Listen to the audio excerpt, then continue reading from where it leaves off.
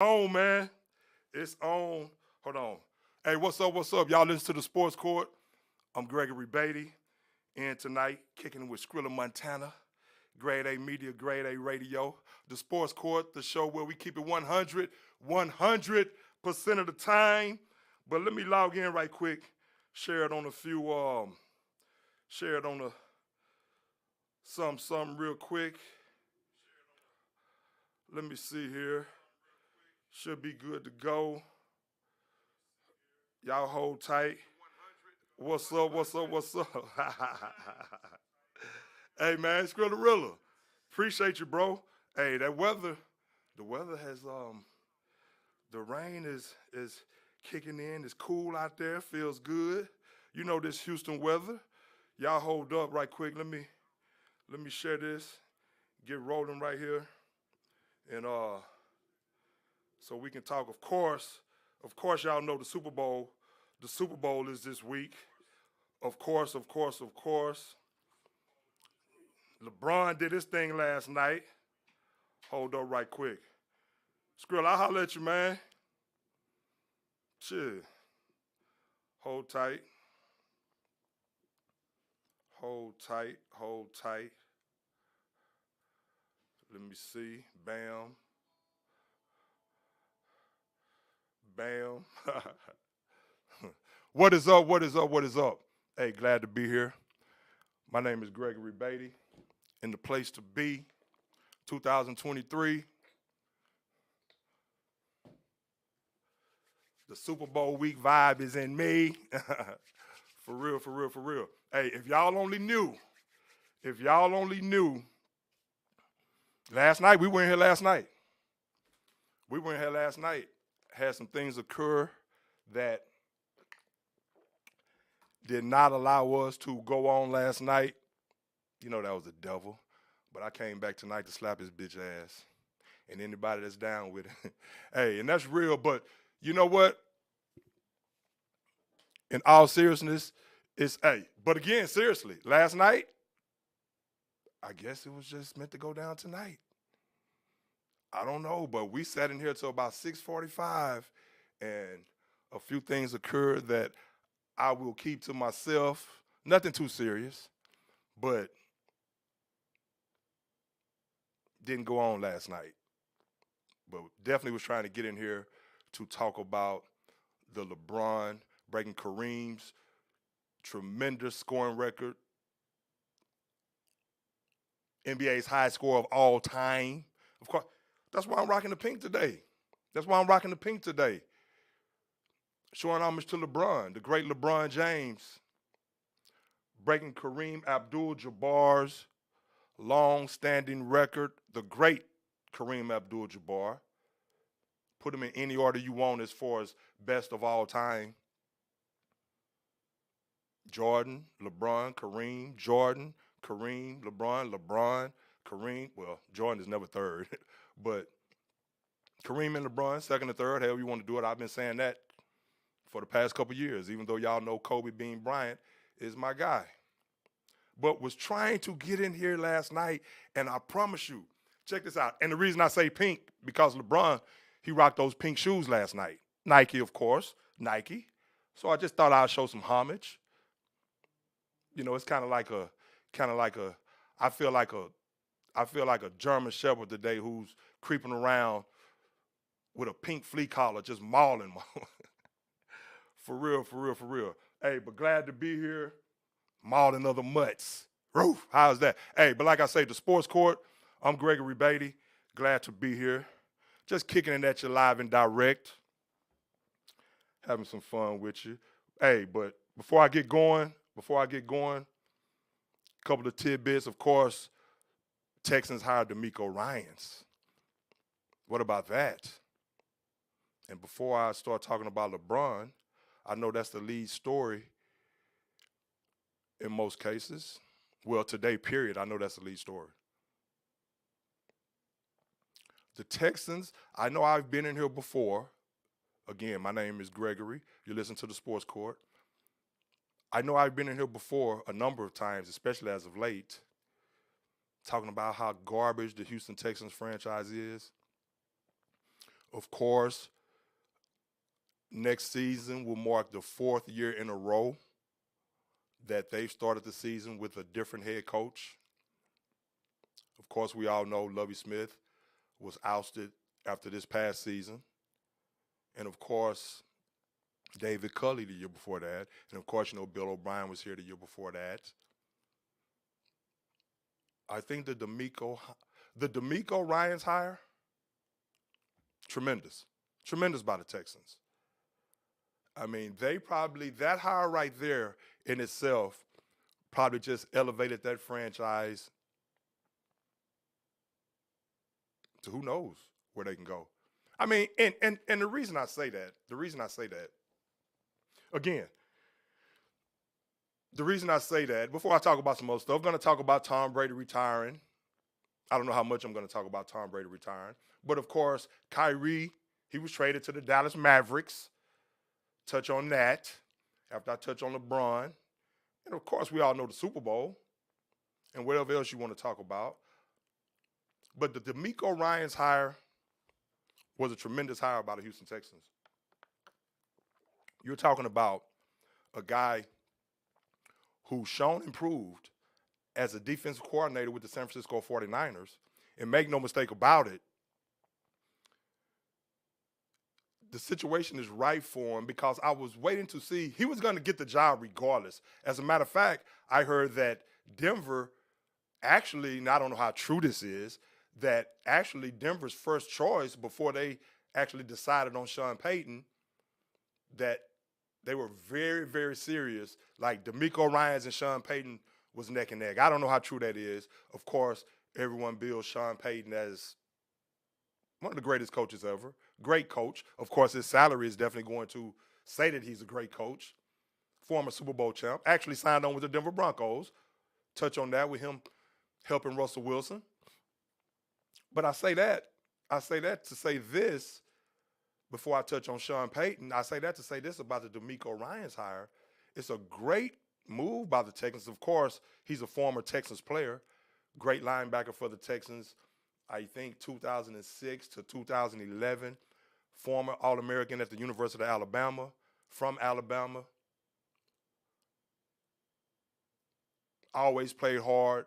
Great leader. Leader of men. 38 years old. I think that was a tremendous hire by the Houston Texans. Now, if you look at hires that it could possibly turn into or simulate, how about Mike Tomlin? How about it? I think Brian Flores probably could have been on that path if he wasn't done in by the Miami Dolphins very unexpectedly.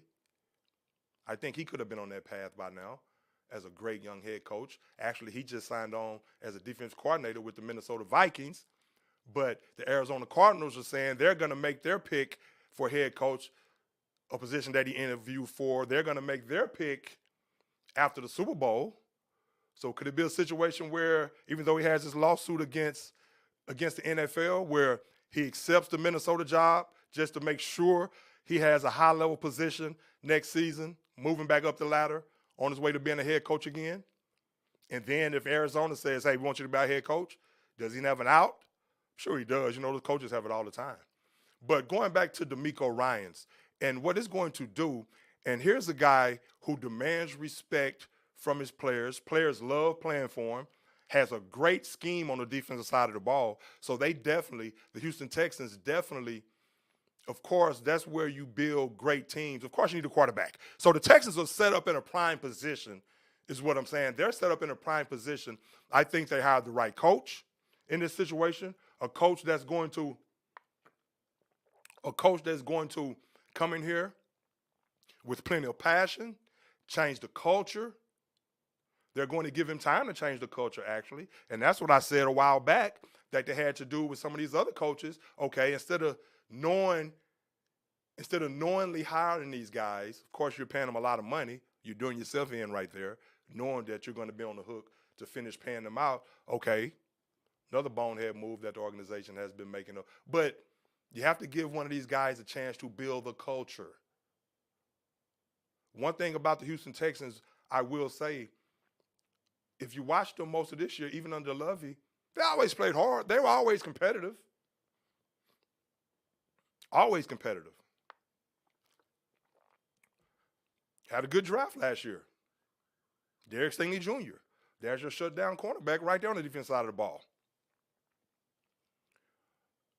Petrie at safety. Jalen Petrie at safety. Big time safety. So you have your cornerback and your safety to roam the middle of the field in your tremendous defensive scheme. You have your safety and your shutdown corner, who was the number 3 pick in the draft for the next 10 years. And I'm talking about 2 potentially great players. Great players. I know Derek Stingley was hurt a lot this past season. And, of course, Jalen Petrie, he had a few interceptions. Still going to get him on the show at some point. Just seen his dad the other day. But, when the Texans lost out, it wasn't a major priority of mine to really, let him go through the season. His dad was saying they were trying to go through the season, just get him through the season. I'll get him on at some point. When I'm truly ready to get him on, I'll get him on. And hopefully he'll be gracious enough to come give some of his time and maybe talk about the Texans and how he feels about the hire that I'm talking about right now with DeMeco Ryans, and how he feels about the upcoming draft, or if it's after the draft, about how he feels about the prospects of the team now with the draft picks that they just acquired. So I'll get him in here. But you have 2 cornerstones in the defensive backfield right there already to start with a great scheme that DeMeco Ryans, of course, we all know what the San Francisco 49ers did this past season and last season with DeMeco Ryans as defensive coordinator running the show. The talent was there, and he got the best out of the talent that was there. He utilized the talent the way it should have been used. And one thing I like about him when he took the job, one thing he said was, this team is going to be relentless, and they're going to be physical, and they're going to work hard. And you can see that's the way the San Francisco 49ers, you remember I used to come in here and say all the time, damn, the 49ers are rugged. Talking about this past season. That's a rugged defense. And he was sitting like a fat cat when actually, unfortunately, Brock Purdy got hurt, because no matter, because I want to say, hey, it would have felt good for him, I'm sure, if he was coming off a Super Bowl victory as a defense coordinator. But when the team got beat by Philadelphia, and a lot of it had to do with they had no quarterback who was any kind of threat on the offensive side of the ball, at the end of the day, DeMeco Ryans is like, okay, I'm gone anyway, and at least I'm finishing the season. Yeah, I would have loved to moved on and won a Super Bowl, but at least it's not looking like my defense is the problem, that we are not going to move forward and advance in the playoffs. So it's like he came out of that game without a scratch, to be honest with you. Even though Jalen Hurts did a little something in the run game, and that run game of Philly with that great offensive line, did some things. Jalen Hurts wasn't too great in the pass game in that game, but that's just, I'll talk about that later. That's just the presence of Jalen Hurts right there. It just gives you that other option that is somebody that you have to account for. So even if he's not on as a passer, you have to account for him because of how dangerous he can be in the run game. But DeMeco Ryans got out of that without a scratch and accepted the job with the Texans. Again, if they can have a great draft this season, I thought the draft last season, you look at the running back, you look at their draft picks from last season. 3 or 4 of them were very productive and have shown great upside. Of course, even the offensive line. They're building the offensive line.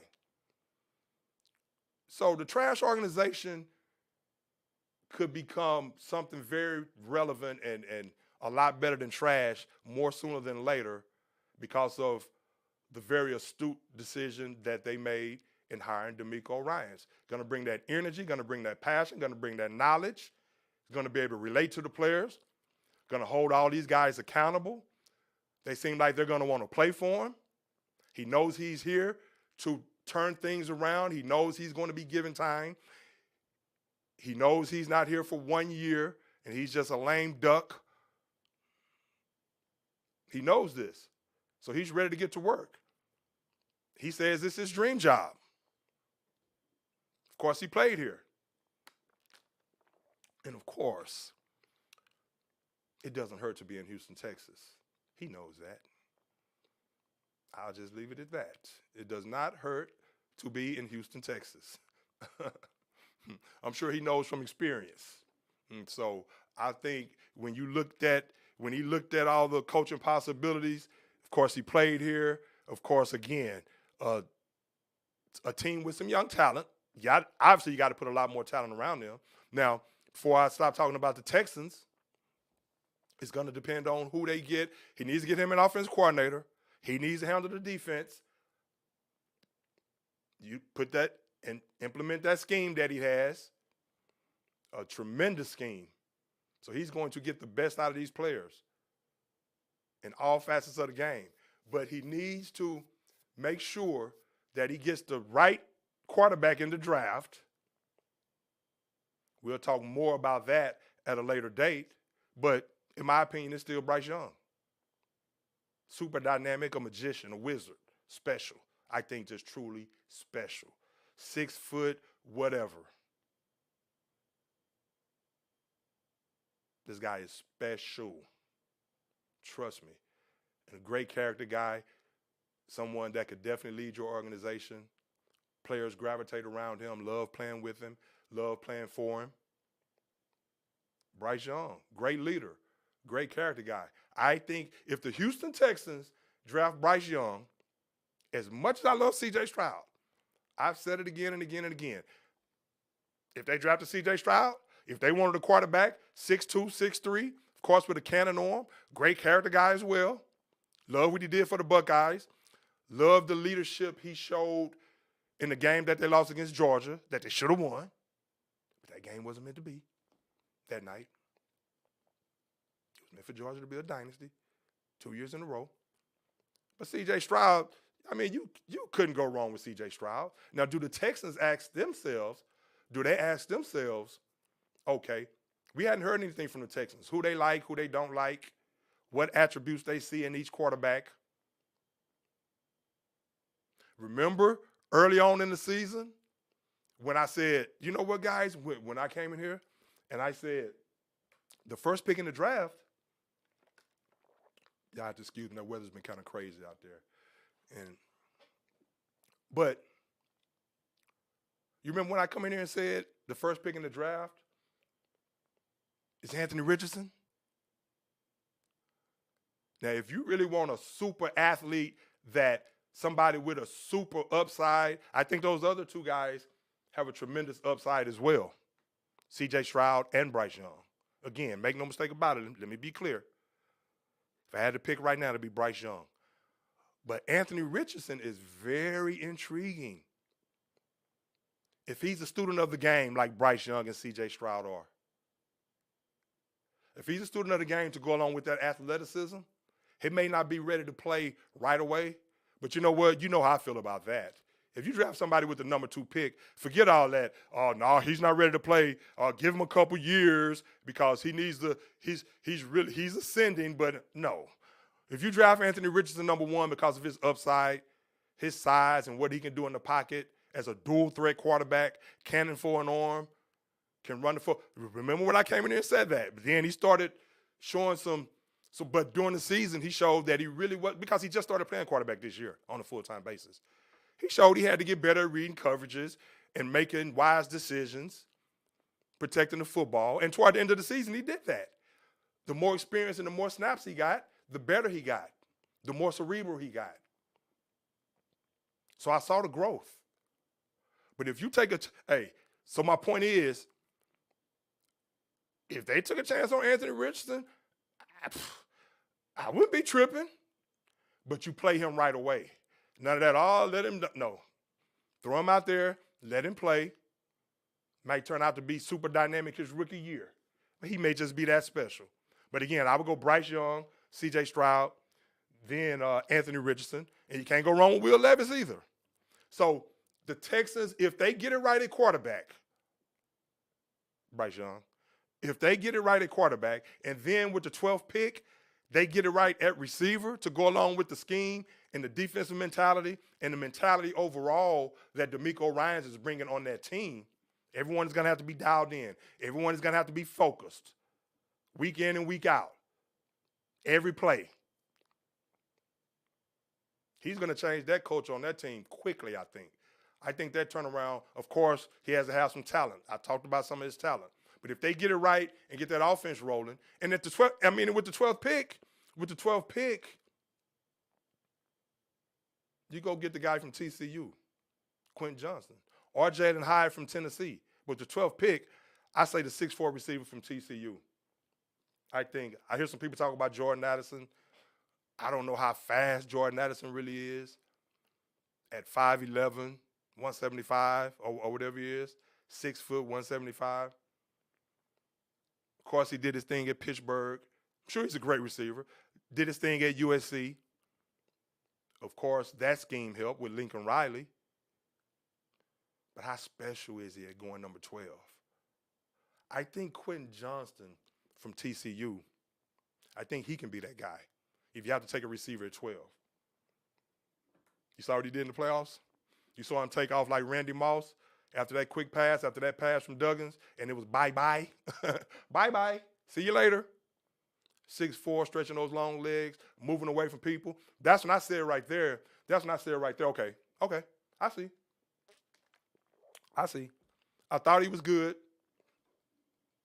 Of course, I don't think he's Marvin Harrison Jr., but Marvin Harrison Jr. is not eligible to come out until next season after his true junior season.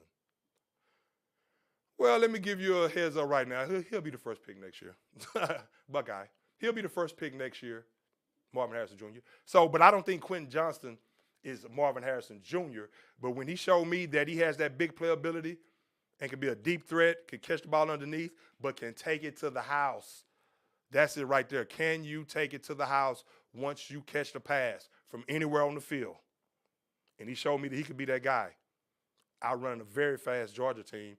Wait, was it or was it Michigan that game? But he showed me that he could put him up and put him down, and he can go. So if the Texans get it right on the offensive side of the ball, the Texans, and that's not my team. Of course, that's not my team. You know my team is the Cowboys. I don't have time to get started on them. Hopefully Dak is in the lab right now. Do not get me started on them. But the Texans can be better more sooner than later. I put it like this. Now that DeMeco is there, and even when Lovie was there, I didn't root against him. I mean, it wasn't my team. Wasn't crazy about Bill O'Brien, but didn't really care. The Texans were not even on my radar. I like Deshaun Watson. I was a Deshaun Watson fan. We all know how I felt about Deshaun Watson coming out the draft. We don't need to talk about all those other things right now. But if they can get a quarterback that can be a franchise caliber quarterback, a franchise talent like that with the second pick, even though they messed off that first pick, and they can be operating from a position of power even more so and really have the leverage with that first pick. But that's neither here nor there. Won't talk about that tonight either. But I like the DeMeco Ryans hire. I really do. But as I move on, of course, I'll talk about the Chiefs and the Eagles matchup a little bit later before I get out of here. Just hold tight on that. Again, you listen to the Sports Court. I'm Gregory Beatty, the show where we keep it 100% of the time. Went up there and got me some nachos from Chacho's the other day. The women up there about to fight in the parking lot, all that kind of stuff. Call my mama, Tamika. Call my mama. What time it is, Tamika? What? All this kind of crazy stuff. I said, man, let me get out of here before they start shooting. Let me get out of here before these hoes start shooting. But thinking about that Chacho's for real. But what time it is, Tamika? Let's go. Call my mama. I was like, man, it's going down like that in the parking lot? For real? But of course, Sean Payton to the Denver Broncos. I'm not here to bash Sean Payton. Damn good coach. I don't think he's as great as everybody says he is or thinks he is, But he's definitely going to help Russell Wilson, who was a disaster with Denver this past season.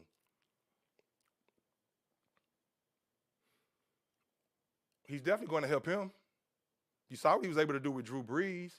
He has a tremendous scheme. Can't deny that. Has a tremendous scheme. Now, we'll see how he adjusts in Denver. He has some talent over there in Denver to work with. He's definitely going in, laying his foot down.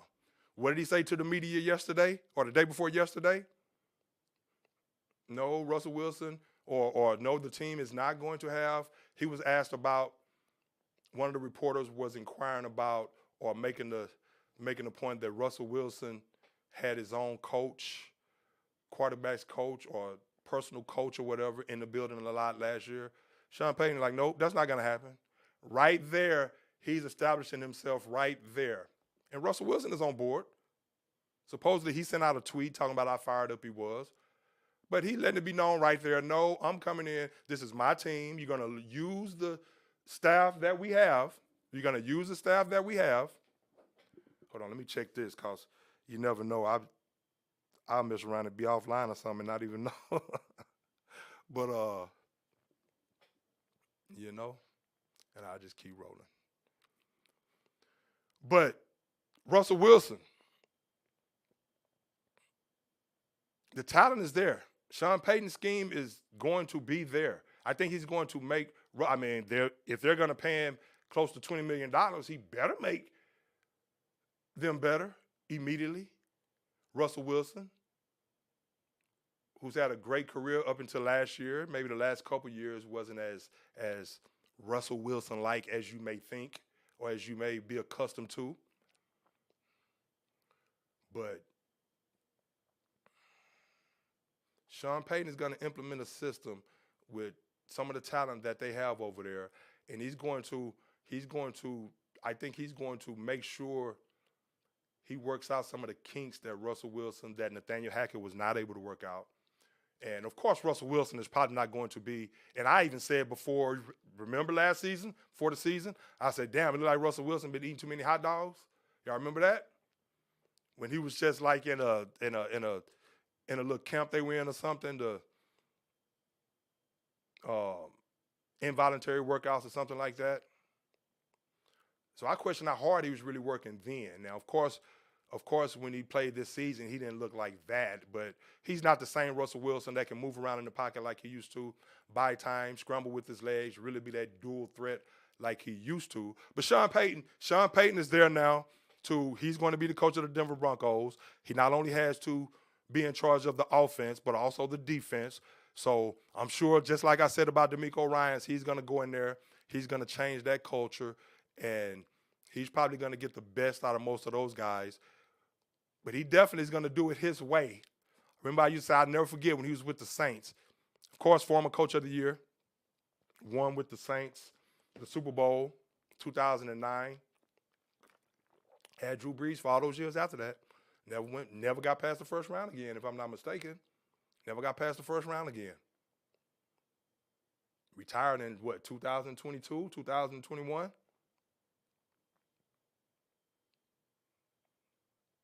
But I'll never forget when Reggie Bush first got there, and I used to notice this. This is how I knew. Sean Payton wants it to be all about him. And anybody who doesn't know that is fooling themselves. He wants it to be all about him. Make no mistake about that. You can talk about how great of a guy he is, and anybody that's met him, I haven't met the guy.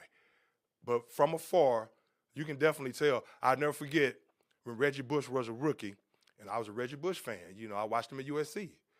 I was in Cali at the time. That was one of the best college running backs I'd ever seen.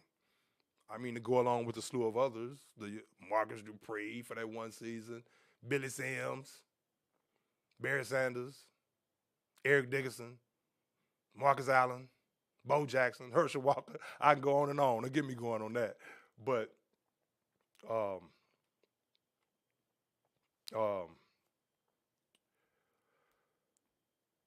so yeah, I mean, what was that right there? but we'll see. We'll see. I mean, Sean Payton has a great team to work with. He has a great team to work with, and we shall see if he can implement. Speaking of the running backs, speaking of the running game, talking about all those other running backs and everything. Speaking of the run game, he has to be balanced. To help Russell Wilson, he has to be balanced. He has to be very balanced, and I'm sure he'll do that. I know I'm talking about Reggie Bush. I'll get back to it. But he has to be balanced in his attack. I think that's really going to help out Russell Wilson right there. But I'll never forget when Reggie Bush was a rookie, and Reggie Bush would have like 90-something yards. And it could be early in the third quarter or even the fourth quarter.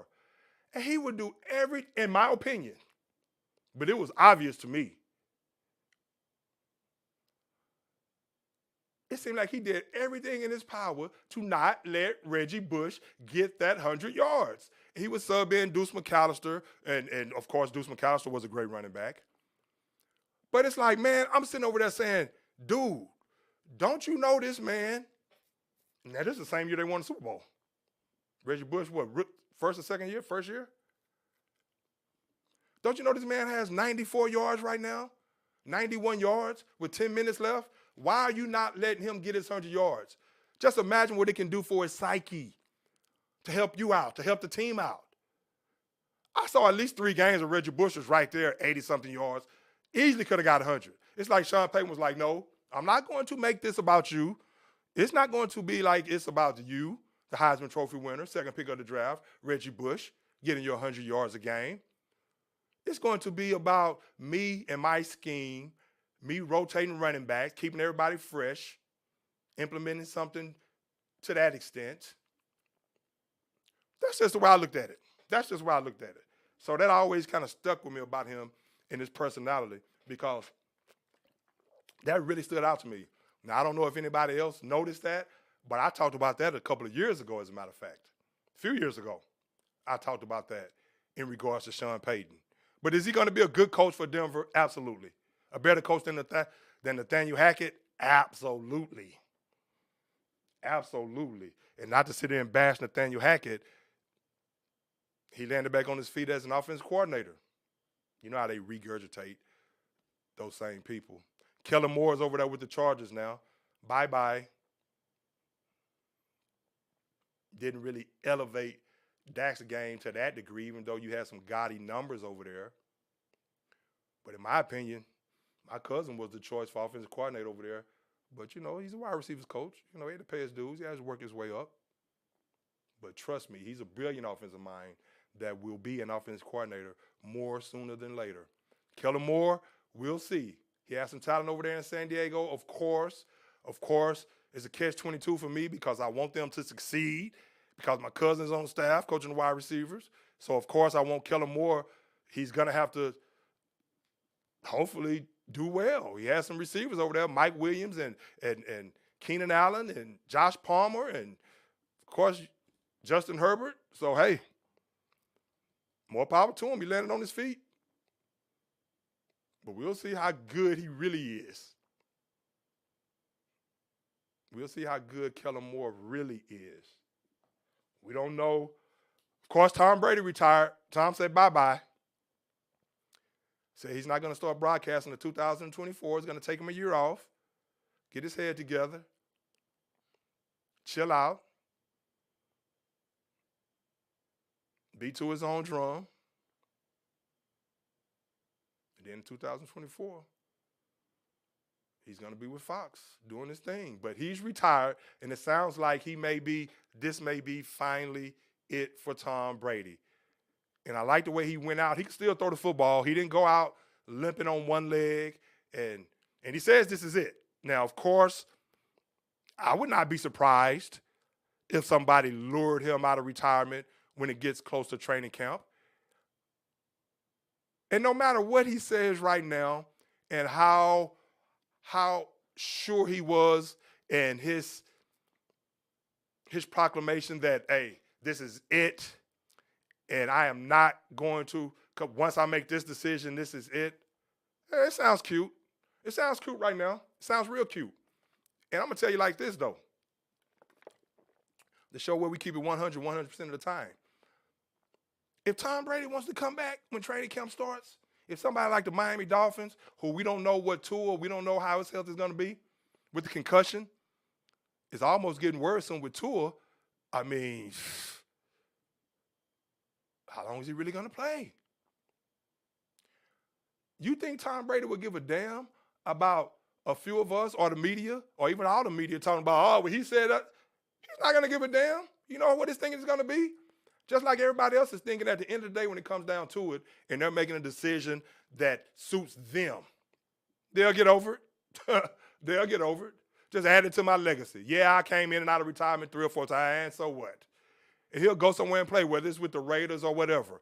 But as of right now, he's saying that's it for him, and he is not playing any more football.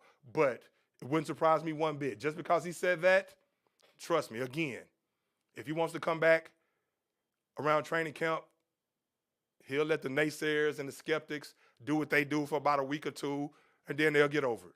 And he'll be back playing football, doing his thing. So, I mean, but at 45, that's becoming more bleak. Yeah, I mean, at some point, the guy is going to have to retire at some point. So maybe it's now. He says he's done. Aaron Rodgers, who's about to go hide in the dark for about 4 days to decide what he's going to do, he's coming back. You think he's going to leave $60 million, right at $60 million on the table? He's coming back. And even after his retreat and darkness for 4 days, if he comes out and said, oh, you know what? I think I'm going to go ahead and hang it up. I think I've done enough. Again, once he get close to training camp, and then he starts thinking about that 60 mil. But he can hide in the dark for 20 days. You're not fooling us. You're not fooling me. He's not going to pass up on 60 mil. He wants to go to the Raiders. You see how giddy he was when he talked about the Raiders, the Raiders, and how everybody is linking him to the Raiders. And that's his way of saying, yeah, I want to be with the Raiders. See how giddy and how receptive he came across to be to that scenario? Usually Aaron Rodgers, if it's something that he's not down with, he's going to kill it off right there. He's going to shoot it down in some kind of shape or form.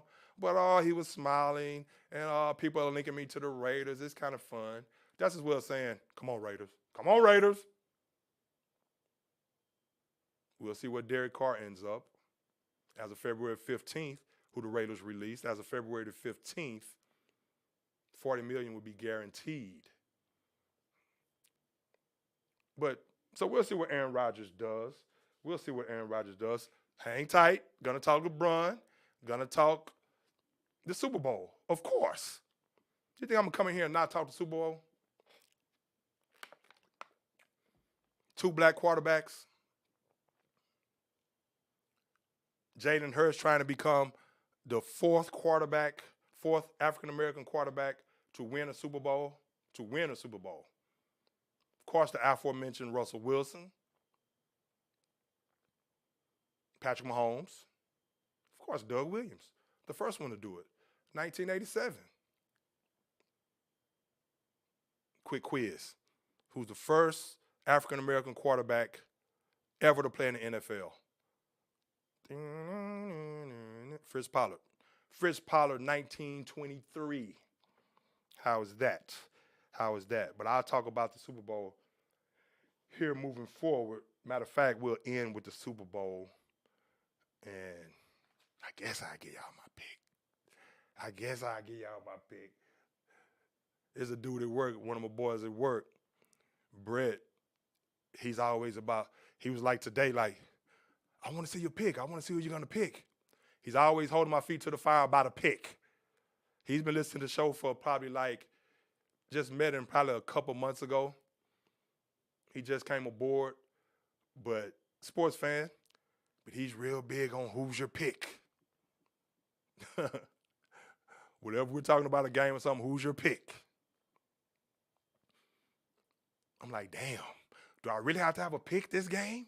I'm saying to myself, do I really have to have a pick this game? Hell, I like both of them. But talk about the Super Bowl here moving forward. And before I talk about LeBron, though, LeBron James, and then touch on Kyrie for a quick second. Before I talk about LeBron James, the Houston Rockets, oh my God.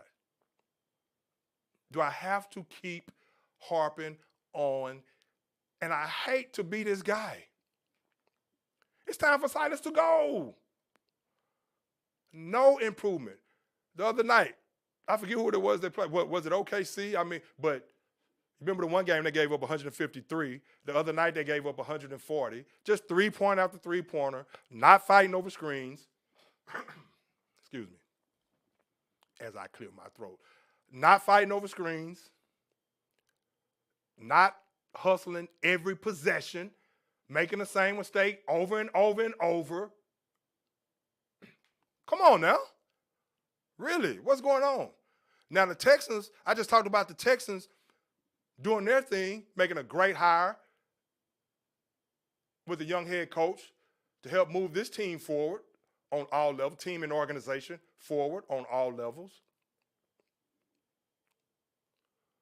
Silas, at this point, I just don't see it with Silas.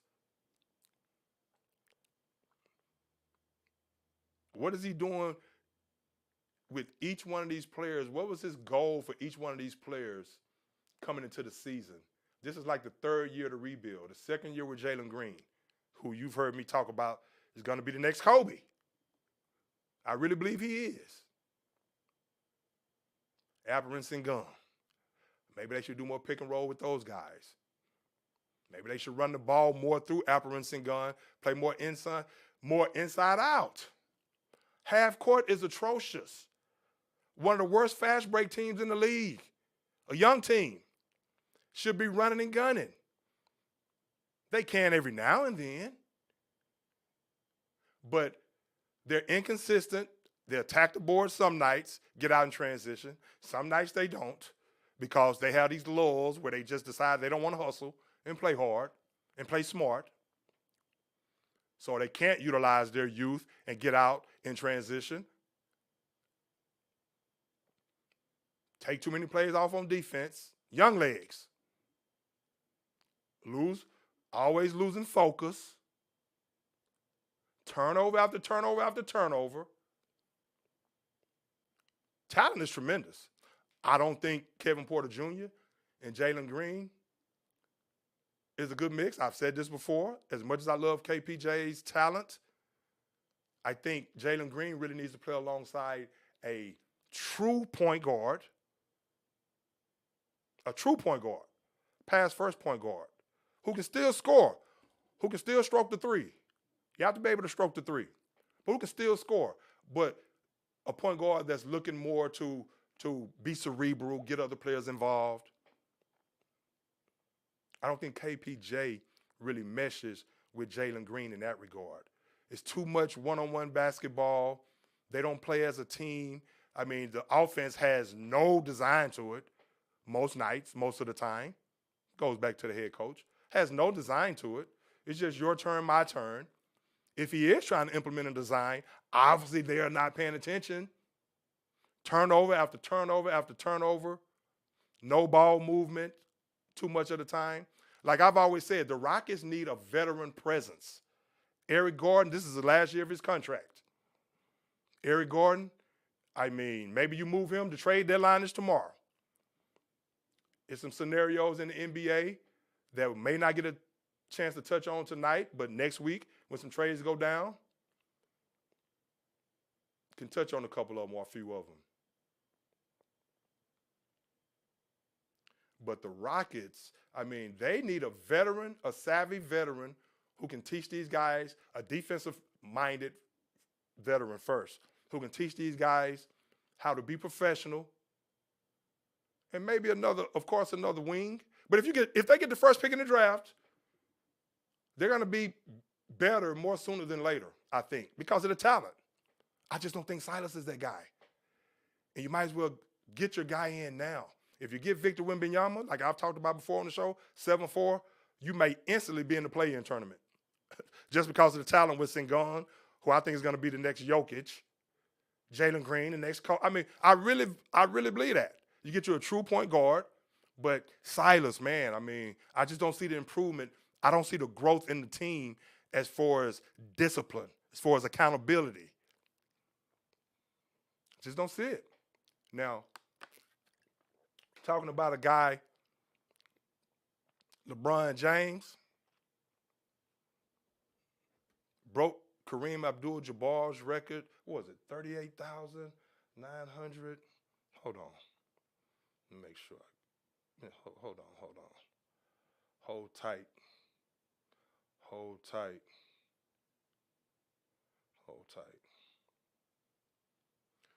What was Kareem Abdul-Jabbar's scoring record? 38,900 and something. 38,387. Check this out. Yeah, the LeBron. Yeah. LeBron is probably, of course, he's going to get to 40,000. And then, hey, this guy is still. I've talked about LeBron the last number of times on this show because of what the guy is doing at 38 years old. It's insane. It's insane what LeBron James continues to do at 38 years old. He broke the record. And check this out. I'm not messing around when I say this. Last night, when I planned to do the show, I promise you, I put this on everything. I don't want to get too technical and say something I'm not supposed to say. I put this on such and such grave and all this. But I put this on everything. I was going to say, before it happened, he's going to score 20 in the first half and finish with 38. And when I woke up this morning and saw that's what happened, I was like, what? Are you serious? I was really going to come in here and say, he's going to break it tonight. He's going to score 20 by halftime and finish with 38. I bullshit you not. That's what I was going to say. You can believe me if you want to. The show where we keep it 100% of the time. At first, my thinking was, when I first decided that he was going to break it that night, I said he's going to score 20 to 25 in the first half. Then I settled on, as the day went on, you know what? He's going to score 20 in the first half, and he's going to finish with about 38. Hey, if I'm lying, I'm dying. But LeBron James, hey, what can I say? A guy from Akron, Ohio, I'll never forget. I'll never forget when I was in Cali for 8 years. One of my first years there, I think it was my first year there, something like that. LeBron was a rookie. Of course, me being a Buckeye, of course that's LeBron James' favorite team, the Ohio State Buckeyes. If he would have gone to college, which we all know he was never going to do, he was going to Ohio State. Hell, Bronny still may go to Ohio State. I don't know. Maybe not. But LeBron was going, but I say that. He was never going to college because that's how much of a phenom he was. And he broke a guy's record that was a high school phenom, probably the most hyped high school phenom before LeBron. Well, not probably. The two most hyped high school phenoms ever just intertwined last night. LeBron just broke Kareem's record in high school as Lou Alcindor in New York City. 7'2" high school center. The most highly touted player ever. Ever. LeBron was the next guy after Kareem. So you think about that. They're linked in that regard. But I'll never forget LeBron's rookie year. I used to be like, man, Cleveland, my team in the East. Kobe, dude came out balling. I never forget his first game against Sacramento. I'm like, man, okay, he's the real deal. Reminded me of Magic Johnson and Michael Jordan. Really. And Larry Bird. With his pass first mentality, with his willingness to get other players involved. You've heard him talk about time and time again how much he really, really, really wanted to get.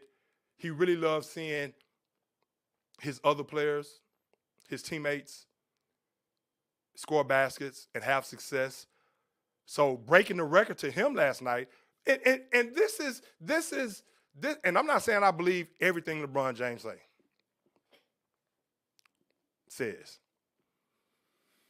But I think he was sincere and genuine. And then, but like he said, once he got closer to it and realized that it was something that he could achieve, he really started honing in on it more as far as breaking the all-time scoring record. Of course, Kareem broke Wilt Chamberlain's record back in 1984. Of course, you didn't have the media, social media, and the hoopla and the media attention that you have now that LeBron has actually had. But from his rookie season on, I mean, the guy was explosive, still is explosive. I've talked about it over the past weeks.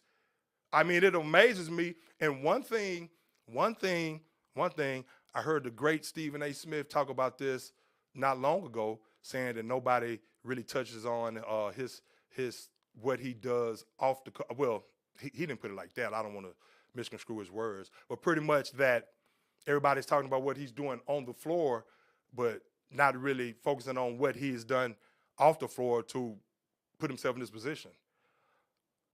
Stephen A. must never listen to me then, because I've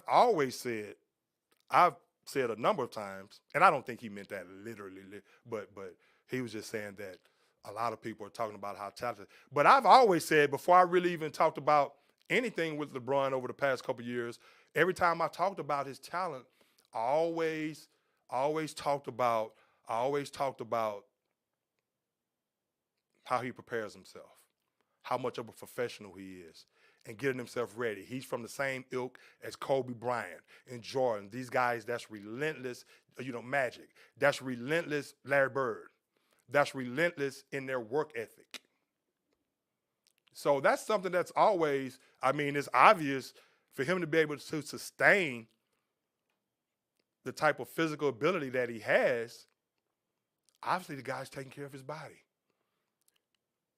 He's making millions, spending money on massages and masseuse, but I've always talked about how professional he's always come across as far as taking care of his body, preparing himself mentally and physically. And that's what enables him all this longevity at a very high level. Think about it, 38 years old. But getting the proper rest, the proper nutrition, all that stuff matters. If he was 38 and he didn't care about those things, he wouldn't be able to do all that. Yeah, you could use your God-given ability, but you wouldn't be able to, he would not be able to be playing at that level, at the level that he's playing at right now. So the guy pays attention to detail off the court as far as how he trains, how he prepares his body. Of course, as he's gotten older, of course he has to take a game off here and there, but he's never had a major injury. And just think, he's in the top 4 in assists, just broke the scoring record. He's going to continue to add to that. He'll probably put that out of reach. You know what he does in assists, top 4 in assists, creeping right up there. Rebounds, still first with a triple-double every night. Still gets him on occasion like it's nothing, like it's clockwork. That's what I'm saying. He's still filling in all the boxes. He's not 38 years old and okay, he's maybe scoring 38, but he doesn't want to rebound. He doesn't want to run the floor. He's still dunking on people. He'll tell you that himself. You saw his humble brag. Hey, well, I started to do one of my signature dunks on my patented sky hooks. A little humble brag right there. You had to catch that. You had to catch that. I thought about doing one of my patented sky hooks or one of my signature dunks. He made sure he let you know that, yeah, I have my patented fadeaways, I'm sorry. He wanted to break it with Kareem's, but then he said, nah, I'm going to use one of my patented fadeaways. A humble brag right there. Or one of my signature tomahawks. I ain't mad at it. But you got to catch that, though. As humble as he is. That's why I say humble brag. Kareem wouldn't have said that, though. Kareem would have said, well, yeah, I just got to the spot on the floor and my favorite shot that's been working for me since high school, it just happened to go down over a great 7-footer and Mark Eaton. God rest his soul. 7'4" to be exact. LeBron said he thought about the sky hook, but hell, he had to use one of his patented fadeaways. Oh man. And I'm gonna tell you, last night, the emotion of the game, I mean, the emotion that he showed, again, a guy that stays steady, he stayed steady for 20 years. So don't need to talk more about his resume leading up. Obviously, he broke the record last night, so it's obvious the type of career he's had and the longevity and the success that he's had. 4 championships, 4 MVPs. Now we can talk another day or for a quick second about whether I don't know if he gets that this season. I don't think if Anthony Davis is healthy, they didn't get Kyrie. I'll talk about that here in a second. But he stayed consistent throughout his entire career. Lived up to the hype. Was on the cover of Sports Illustrated at 16. So you look at him and Kareem and their comparison, and no need to really compare the eras and how of course, Kareem only hit 1 3-pointer in his career. Kareem did his from 2-point range. Of course, the advent of the 3-point shot definitely helped LeBron, but he had to make them. So it's kind of hard to compare eras and things of that sort. But LeBron was caught up he was very emotional last night. And I think, and it's probably why he wore pink shoes too, Nike shoes. Allegedly, pink is supposed to be nostalgic. At least that's one of the things it's supposed to be. But he was caught up in the moment. And I think just 20 years, I actually think after he broke the record, the way it looked to me, that of course he was going to be emotional after that. I mean, that's something that dramatic and that special, the NBA's all-time leading scorer, and you're doing it in Los Angeles, breaking a guy who's right there with you, on the Mount Rushmore of basketball players, the legend, Kareem Abdul-Jabbar. I think the gravity of the situation and the magnitude of what he's accomplished, I think it all hit him at one time. Of course, he saw the appreciation that he got from the fans out there in LA. Now, you have to think about it, too. LeBron James, he didn't feel welcomed in LA, even though he's won the championship. Everyone knows that, hey, Magic Johnson, Kobe, Shaq, LeBron has been trying to fit in, even though he won in the bubble. It's the bubble. A lot of people, they appreciate it. A true Lakers fan would. But it was in the bubble. And I think as time has gone on, he has endeared himself more and more to the fans. And I think just out of pure respect, you think about last night with everybody in attendance, everybody you can think of in attendance out there in LA. I mean, think about him not really feeling accepted, even though he wasn't going out there saying that and but I'm sure he probably felt like, man, I'm not as welcomed here as I might like. Even though I do have I think the championship definitely helped ingratiate him to more people in LA, even with the tragic loss of Kobe Bean Bryant. Now you saw at the end of that speech right there, that was a shout out to Kobe right there. That, in my opinion, peep game.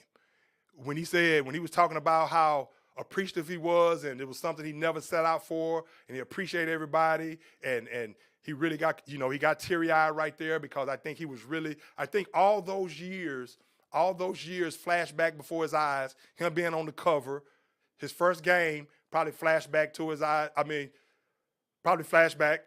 He probably flashed back to his first game. And hey, and everything probably, he's like, man, and look where I'm at right now. The all-time leading scorer. Had his family in attendance.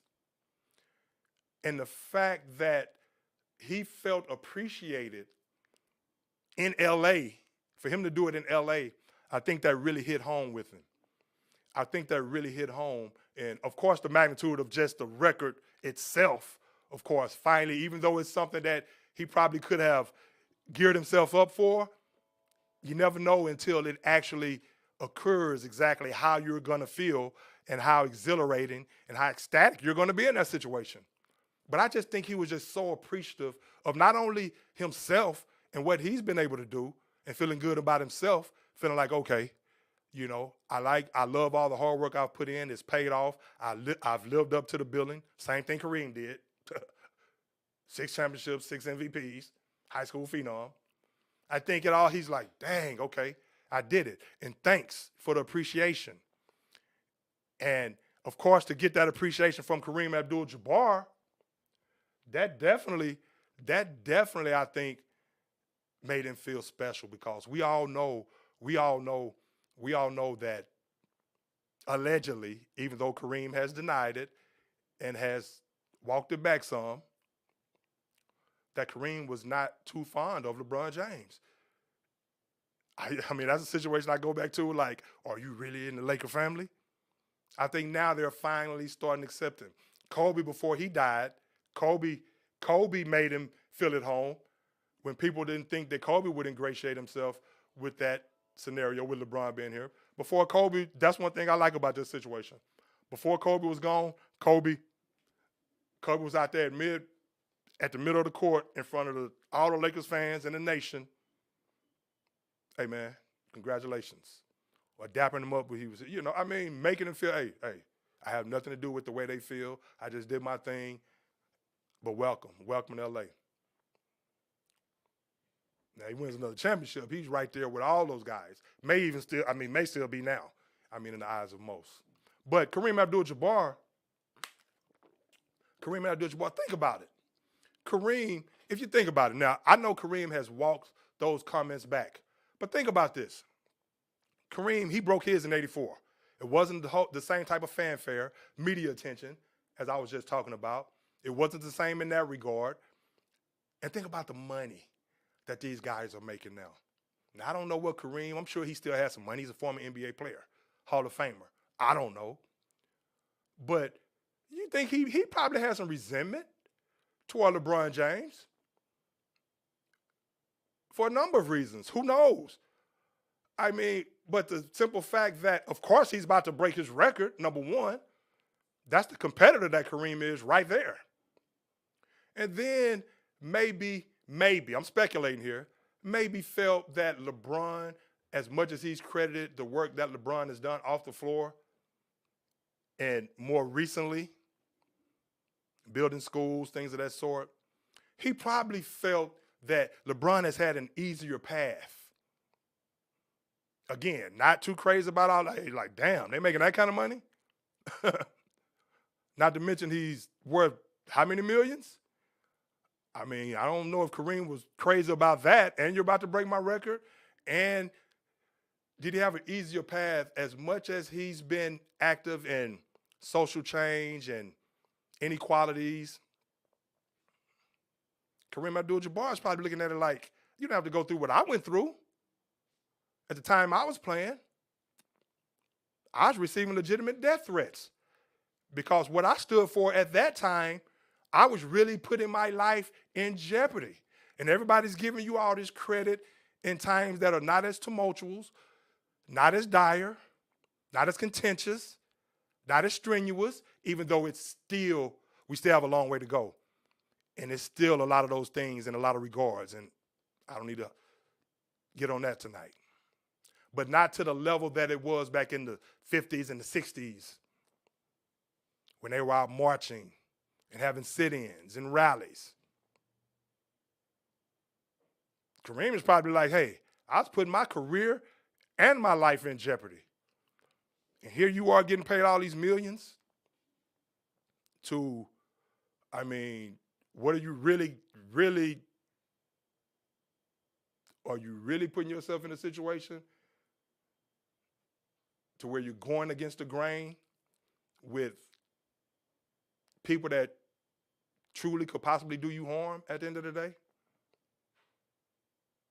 Or are you kind of just riding the wave? So I'm just saying, Kareem could, you never know what type of resentment he could have had. Now, again, I think as time has gone on and he gets a chance, and then, times where LeBron probably, and again, I'm here to celebrate LeBron tonight, probably, say, the Lakers situation right now. He openly talks about, from time to time, you saw what he's done with teammates. I'm sure Kareem is sitting back saying, hey, from time to time, he's thrown teammates under the bus, whether it be indirectly or in a clever way or whatever. Kareem is probably like, just say, for instance, when you talk about the Kyrie Irving trade, yeah, I would have loved to have Kyrie Irving. Why do you think Russell Westbrook is pouting? Has probably been pouting. Him and Darvin Ham got into it last night. I mean, I'm not saying that's a direct reason, but if you get Kyrie Irving, you're going to have to part ways with Russell Westbrook. And, of course, after he said it, he cleaned it up, but I'm focused on the team we have right now. But Russell Westbrook is probably feeling like, man, ever since I got here, first you wanted me here, then I get here, you're always talking about how we can make these changes when I'm the trading piece, how we can get this person and get that person. So Russell Westbrook is probably, so Kareem's probably like, yeah, I mean, you put these teams together, then you want to oust folks here and there. But Kareem has to realize, man, it's a different day and age. That's just how it goes. I think he's probably come to grips with they're just playing in a different time right now. I think he definitely respects LeBron, what he is as a person, his character, what he does in the community. I think he's grown to respect it. But I think first some of the resentment was like, you didn't have it as hard as I did, with all your millions. But I think Kareem checked himself and was like, nah, I can't go out like that. This young brother hasn't done anything to me ill. He's done nothing but say nice things about me. Why am I taking shots at him? If anything, I look like a hater. I think Kareem checked himself in that regard. Plus, he knew, hey, you can have resentment all you want. The scoring record about to get broke, buddy. That scoring record is bye-bye. I think as LeBron got close to that scoring record, he was like, well, damn, I guess I better jump on board. Because that scoring record is history. That'll make you jump on board quick. You're not going to resent your way out of that record being broken, buddy. Shit. LeBron like, I'm going to get this damn record. For real. Now, Kyrie Irving. So I mean, as far as the Lakers, hey, man, Russell Westbrook has been playing tremendous. He's been playing, and stay tuned. I'm going to talk Super Bowl. Hold up. Stay tuned. About 10 minutes. Russell Westbrook has been playing tremendous this season. May just end up being sixth man of the year. Amid all, hey, his brother wasn't too happy. Ray wasn't too happy about LeBron going out there publicly and talking about another trade passively and aggressively. See what I'm saying? So you never know how Kareem felt about certain situations to go along with the fact that his record was about to be broken. But Russell Westbrook has been playing some good basketball. Now, last night, some of that attitude. Now, of course, they haven't been playing him either in the latter stages of the game. I just think I keep saying Russell Wilson. Russell Westbrook, was talking about Russell Wilson earlier.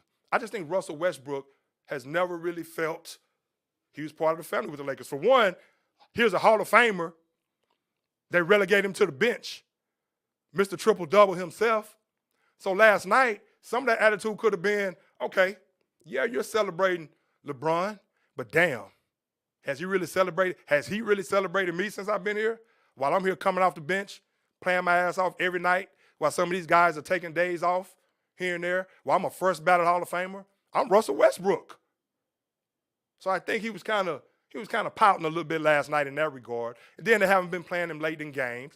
That's pretty much telling him they do not trust his decision making in crucial situations. We know his history, taking ill-advised shots, playing too much one-on-one basketball, and he's toned that down a lot this year, doing a great job coming off the bench for the Lakers. But last night was probably just too much for him, again, thinking, I don't know what Anthony Davis they're talking about. I don't know if it was something that they just knew was automatic, or if there is some tension in the room because some of the antics of LeBron, passively, aggressively, cleverly, kind of ousting his team. Who knows? Anthony Davis did say some nice things in the media when they put the camera in his face, though. If Anthony Davis stay healthy, who knows? Still don't think they have enough to win a championship.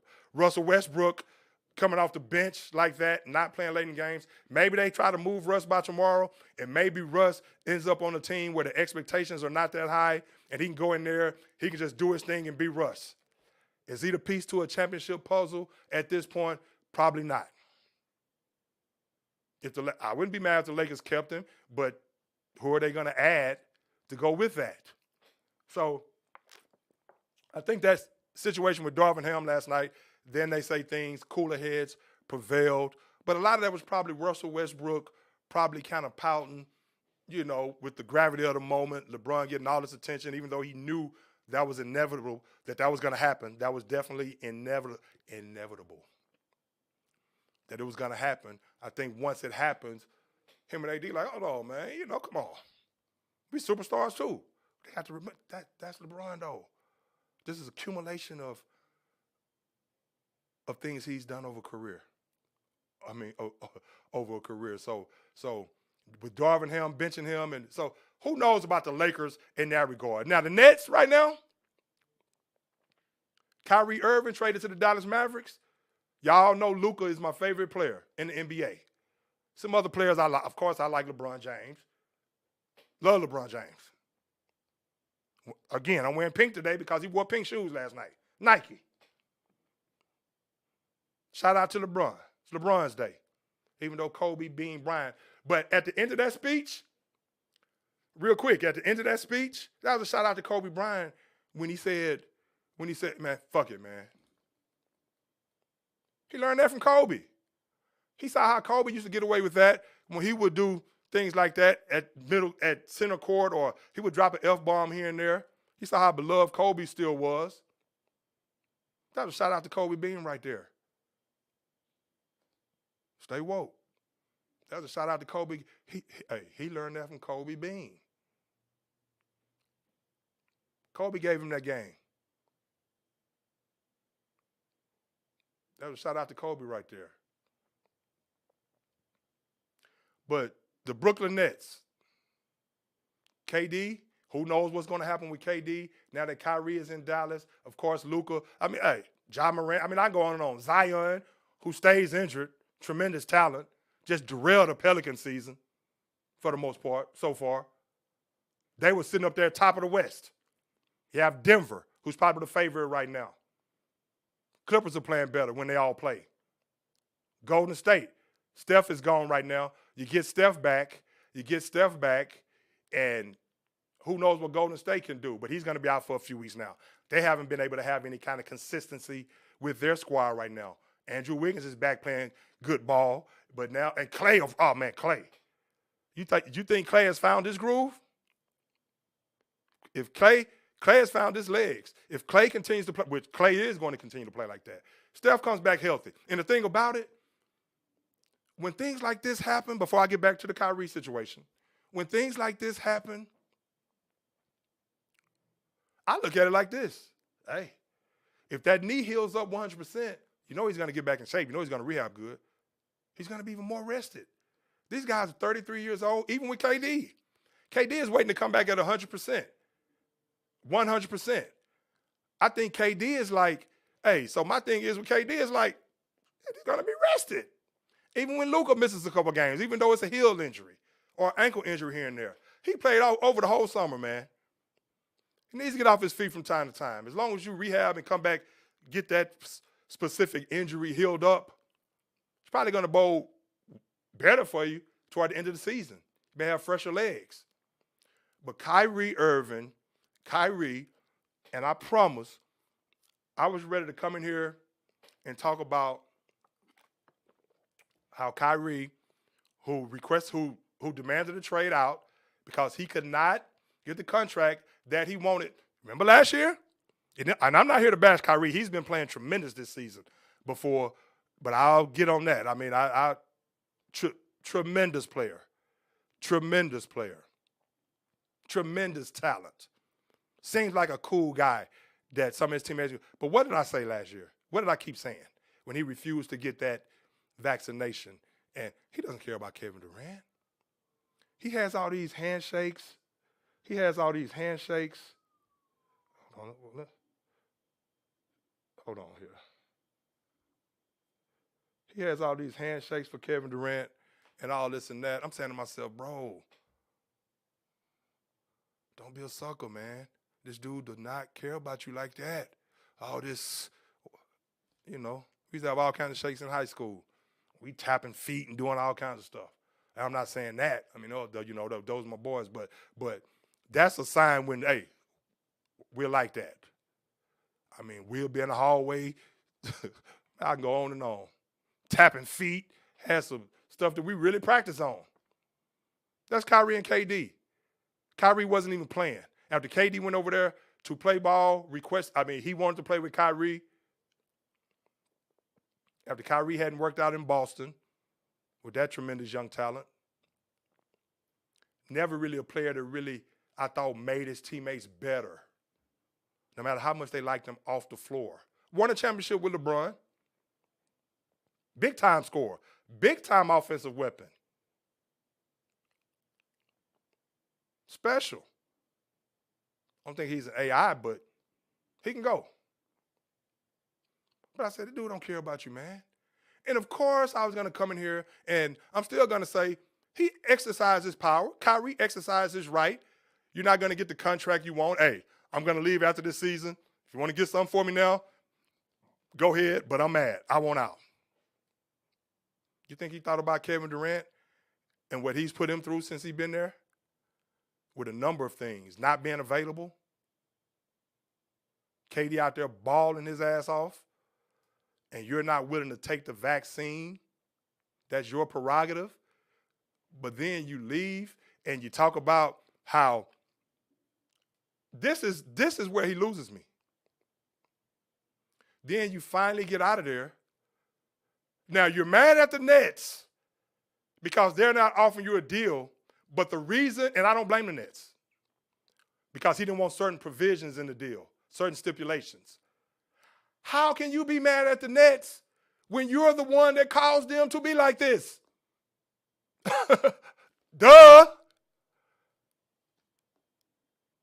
That's who KD should be mad at. You're the one who caused them not to want to offer you a max deal minus those stipulations.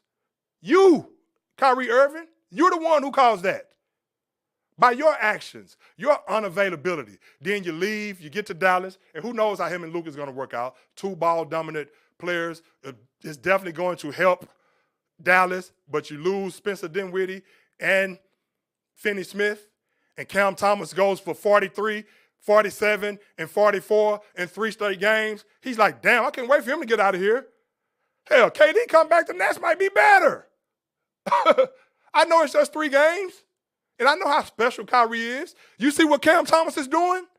Does that look like a fluke? Okay, after the first game, you might say, okay, all right. 47, 44, and 43. Bye, Kyrie. Thank you. Then you go to Dallas and you talk about how you're underappreciated and how you want to be celebrated. What did he say? I want to be celebrated and not tolerated. Man, please. See, it's stuff like this that make me go off on Kyrie Irving. as cool of a guy as he can seem to be, as much as he like to disarm people, get up there in press conferences and he's articulate, he's so clever, and he's so intriguing, and he's so charming, and he's so full of bullshit. Add that in there with that. If you peep game, talk about how you're underappreciated. That's what you're gonna do to a team that sat there and dealt with your BS for 3 years, making the GM look like he ain't worth a damn because he put y'all together. James Harden already gone. And you're going to sit there and leave and say something like that? That's a situation right there, man, where you just leave and everything you say, you just take the high road in that situation. But see, that's Kyrie trying to change the narrative of everybody's thinking. That's his parting shot, trying to have everybody thinking as he leaves Brooklyn. That's his way of trying to sway some stupid people to think, hey, they did this to me, like he's the victim. Like he's the victim. I wasn't falling for it. You know, let me sway the narrative. Look what they did to me. Look how wrong they were. If I was KD, I'd call him and be like, you punk ass nigga, click. Or better yet, you punk ass nigga what? Shit, it might work out better for KD. Cam Thomas keep playing like that, and he looks legit. And I like when he got up there and said, hey, you know what? Because he's the second player ever, I think, the youngest since LeBron to score back-to-back 40-point games. And I like when he got up there and said, this when I became a fan, not because exactly what he said, but the fact that he was willing to say it. Damn, but I'm a Kobe guy. But he still gave LeBron his props. I said, I like that dude from LSU. Plus, he putting up the numbers. 3 straight games in a row. And you get a defensive player and you get Dinwiddie, who's played for the Brooklyn Nets before, who knows the Brooklyn Nets and can light it up.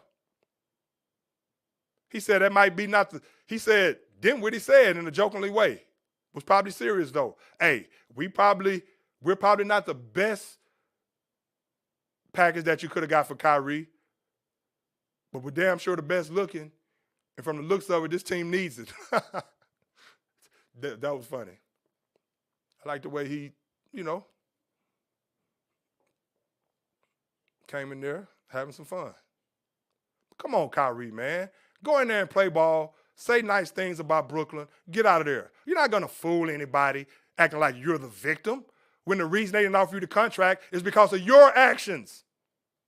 Come on, man. Try to be cool with this dude. Damn. Now, he's going to go to Dallas. He's going to ball if he wants another contract. We'll see. But it's only a matter of time. You know it's only a matter of time for something because he just can't help himself, just like he did with those comments. How transparent were you when you didn't take the vaccine? Were you transparent? Did you tell everybody why you were not taking the vaccine? We can assume that you didn't take it because you didn't think it was healthy or you thought it could be a health risk. We can assume that.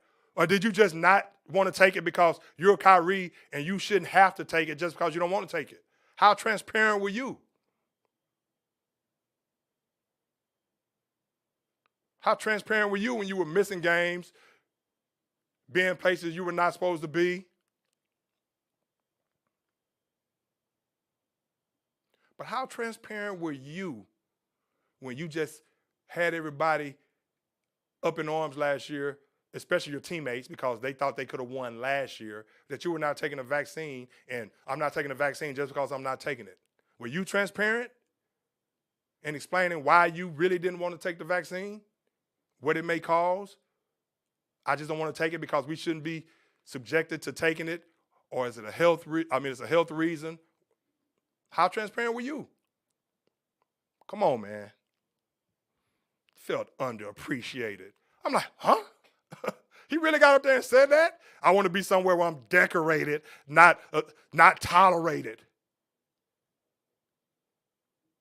Brooklyn wasn't tolerating your bullshit. That's why they didn't assign you.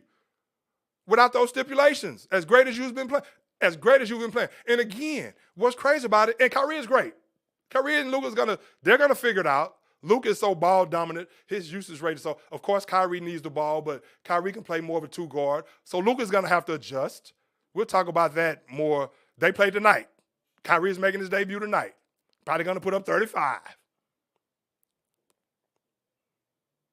But Brooklyn picks up Dorian Finney-Smith, who's an underrated player, defensive player, and Dinwiddie, who can light it up. And then you got your boy Cam Thomas looking like a superstar now at 21. The Nets are saying bye-bye. Hell, KD might be saying bye-bye. Thank you. Cam like, thank you.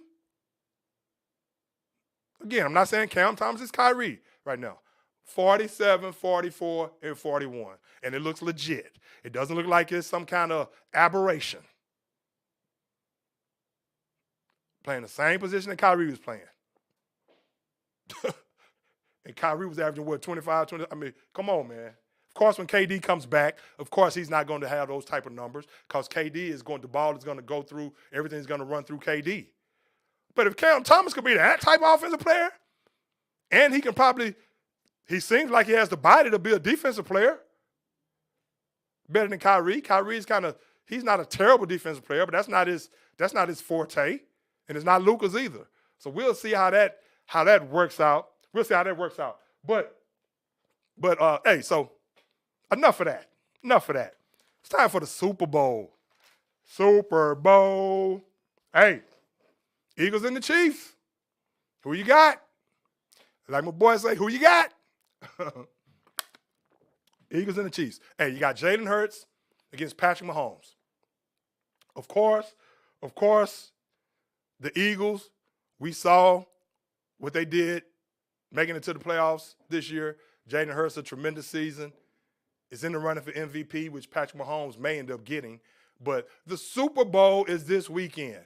Patrick Mahomes, 5 straight AFC championships, second time in the Super Bowl, third time in the Super Bowl, going for his second victory. Before the age of, 28? If he could notch this victory right here, it's going to be very, very tough against Philadelphia. You see, Philadelphia, hey, best offensive line in the league. Spags is going to have his hands full.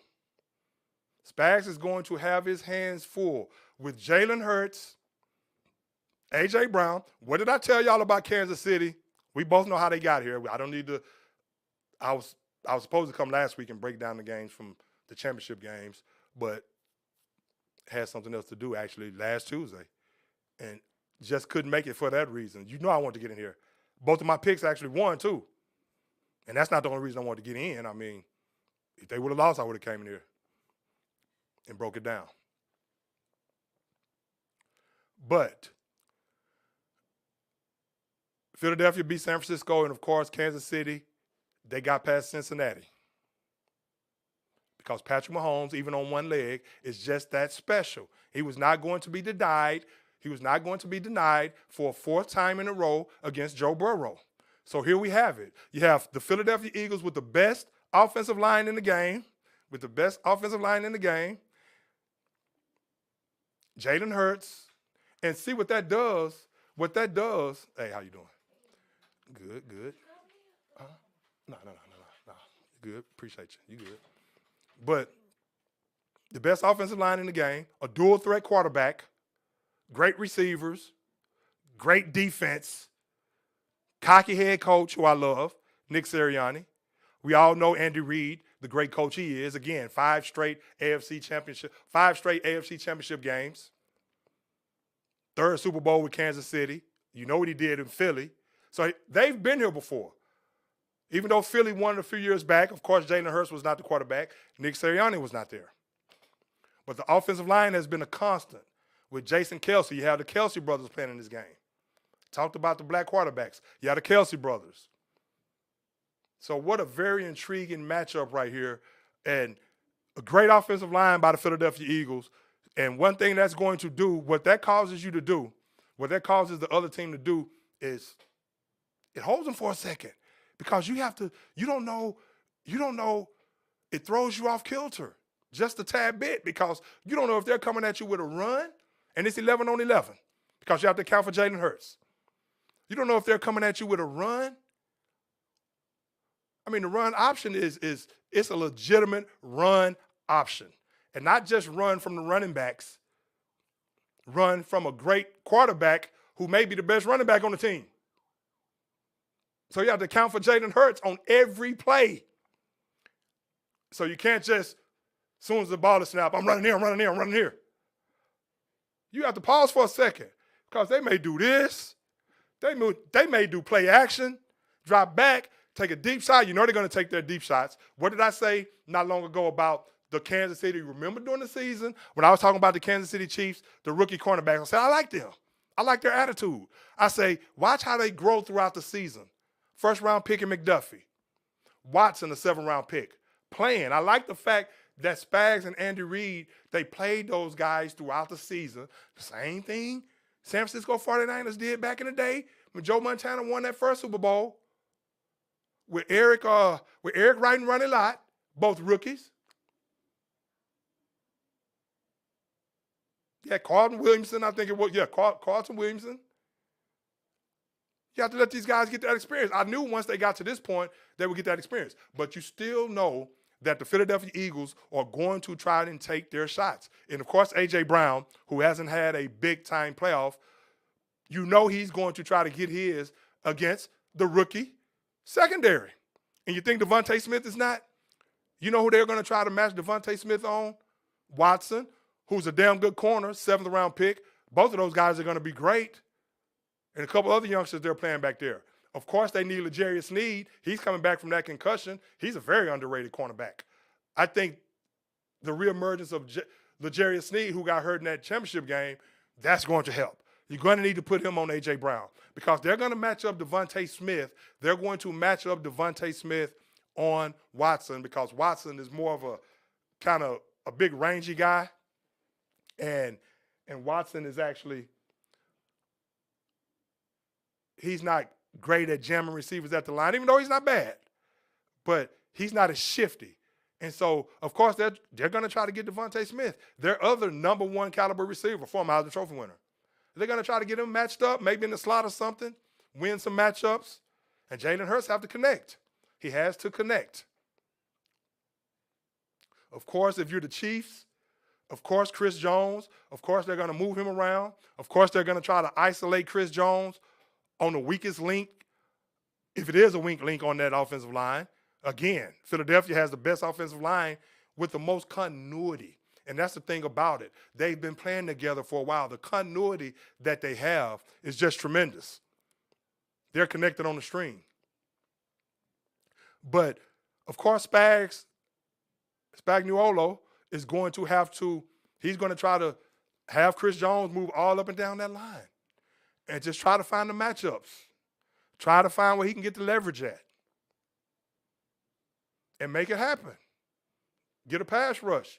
But at the same, again, with the run pass option threat, if you just pin your ears back and come after him, Jalen Hurts is just going to, at some point, he's just going to drop back. He's just going to take off the middle, 10, 15 yards, battle for a few more yards because he squats over 700 pounds. You know, when they get in 4th and short, they're going to go for it because he squats over 700 pounds from right here in the Houston area. I root for the guy. You know I've talked about Jalen Hurts all season. I'm also a Patrick Mahomes fan. You know I love the Chiefs in the AFC.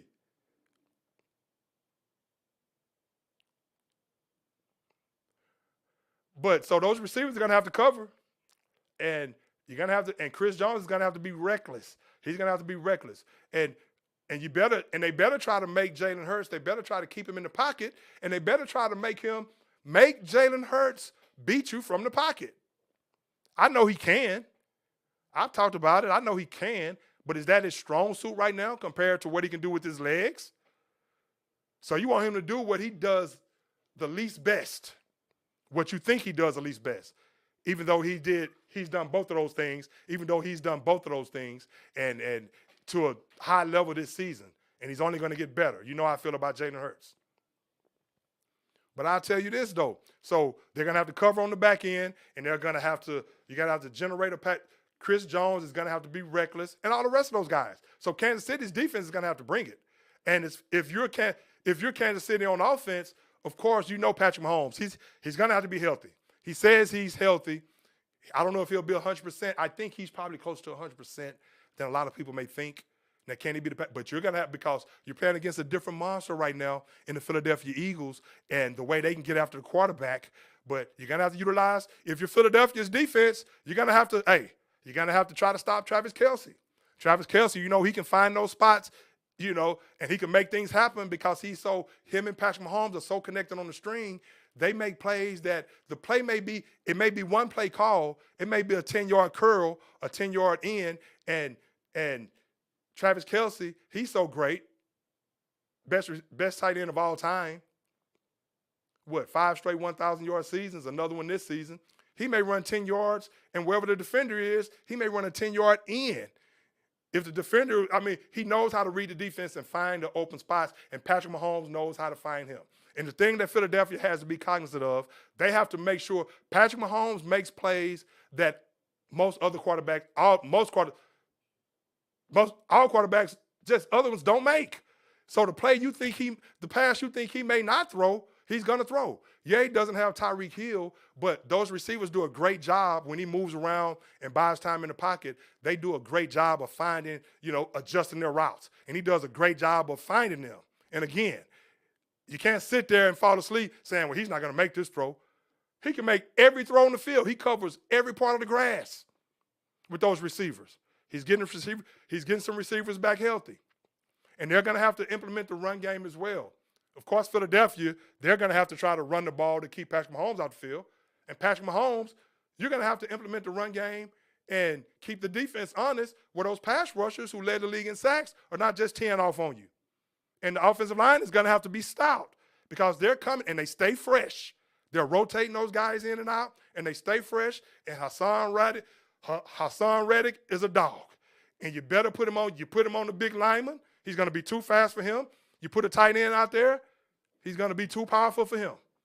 You saw what he did to Brock Purdy, get into him. You saw that closing speed. But if they get too pass rush happy, you have to hit them with the screen game. But you have to try to establish a run. Patrick Mahomes, and hey, it's going to be a great game. It's going to be a great game. I'll talk about it more next week. It's going to be a superb game. My pick, woo! Normally I have it cut and dry who I want to pick. I really do. Every now and then I might be torn because I'm just torn between because they're that evenly matched. This is a Super Bowl. They're that evenly matched. Philly is favored by 1. Damn. I want to see Jalen Hurts get one. And they definitely have the overall team to do it. But damn, it's hard to bet against Mahomes. So, and I'm serious when I say this. Hey, I wouldn't be mad if Jalen won. But I'm just not going to bet against Mahomes right here to lose his second Super Bowl. I just think he finds a way to get it done. Damn. But that's a tough pick right there. I'm keeping it 100. That's a tough pick right there. It's just hard to go against Mahomes right here.